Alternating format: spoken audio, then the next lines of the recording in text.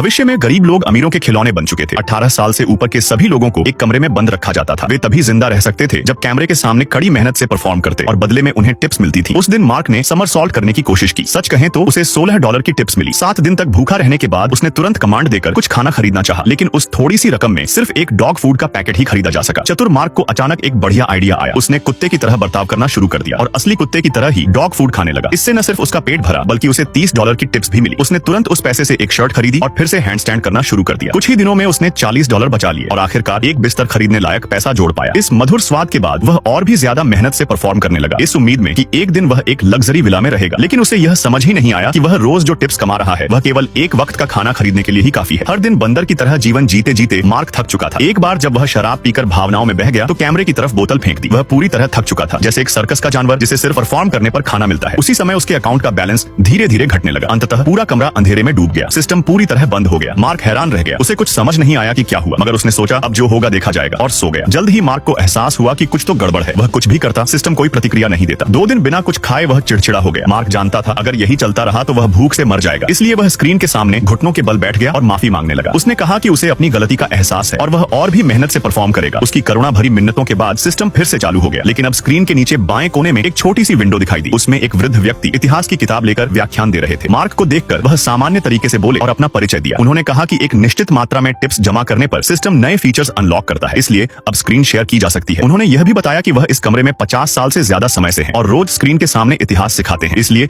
उनका बैलेंस लगभग हमेशा $10 के आसपास रहता है। अब चूंकि वे स्क्रीन शेयर कर सकते हैं तो मिलकर कंटेंट बनाकर ज्यादा कमाई कर सकते हैं। वृद्ध ने याद किया कि उन्होंने जवानी में जादू सीखा था। अगर वह मार्क को चमकदार जादुई ट्रिक सिखा सके तो निश्चित रूप से ज्यादा टिप्स मिल सकती हैं, लेकिन कमाई बांटनी पड़ेगी। मार्क को यह मंजूर था। इसके बाद हर दिन खाने पीने और सोने के समय को छोड़कर मार्क जादू सीखने में जुट गया। हालांकि शुरुआत में मार्क बार बार गड़बड़ करता, लेकिन उसकी बेवकूफी भरी हरकतें शो को एक तरह का कॉमेडी बना देती और लोग उसे पसंद करने लगे। धीरे धीरे उसकी स्किल्स में सुधार हुआ। शोज और ज्यादा पॉपुलर होने लगे। एक खास हैंड जेस्चर मार्क की ट्रेडमार्क स्टाइल बन गई। उसकी बचत $2000 से ऊपर पहुंच गई। यह प्रसिद्ध हैंड जेस्चर एक नया फीचर अनलॉक कर गया। अब मार्क दूसरे कमरों के शोज खोज सकता था। अचानक उसने एक महिला को योग करते हुए देखा। मार्क ने चौंक कर उसे $20 की टिप दे दी और सच में उस महिला ने थकान भरे हाथों से धन्यवाद में इशारा किया। तभी मार्क को समझ में आया वह भी तो इसी तरह टिप्स कमाता है। तभी स्क्रीन के ऊपरी बाएं कोने में एक और दृश्य उभरा। एक महिला नहा रही थी।